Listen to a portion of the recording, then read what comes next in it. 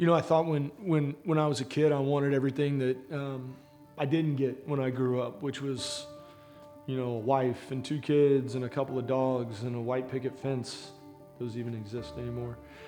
And what I found out is, I got married after 6 months of dating a woman, and I was 26 or 27, and we were married for 9 years. And while we were friends or friendly, that was about where our, relationship ended. It wasn't a great marriage. It wasn't, it didn't serve either one of us in the way that a true marriage should. And after we had a couple of kids, we did end up getting divorced. And I learned a lot from that time that we spent together. I learned a lot about what I wanted in a relationship and about what I didn't want in a relationship. And I think that, as men and the friends that I know who are both married and single, we don't spend enough time, talking about it. We glaze over that part of our life.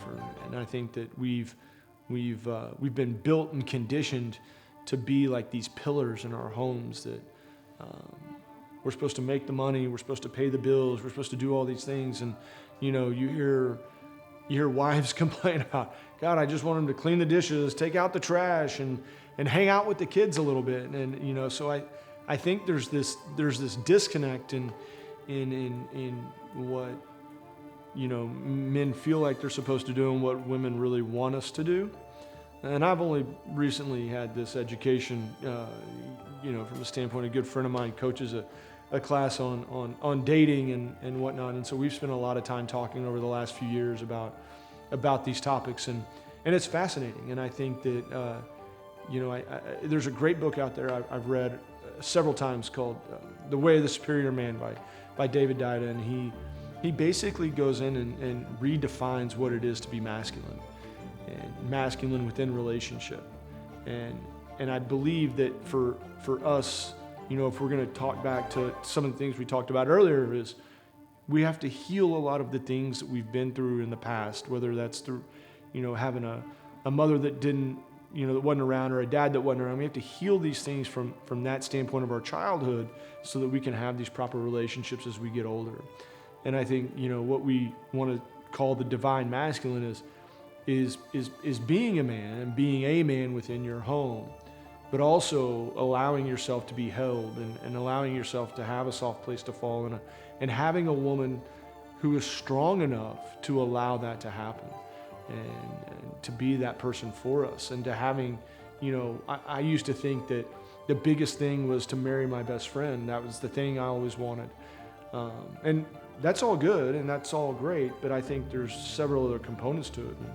And I think maybe the most important one may be finding somebody that you can be honest with no matter what. And that speaks to the things that we're going through, that I'm going through, and allowing and trusting somebody enough to be honest with them, so that they can take on whatever I'm dealing with, and we can get through it together. Yeah, I think that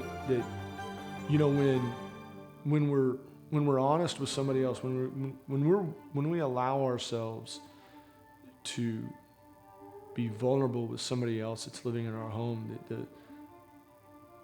the level of intimacy that is reached is next level. We allow ourselves to shed, whatever.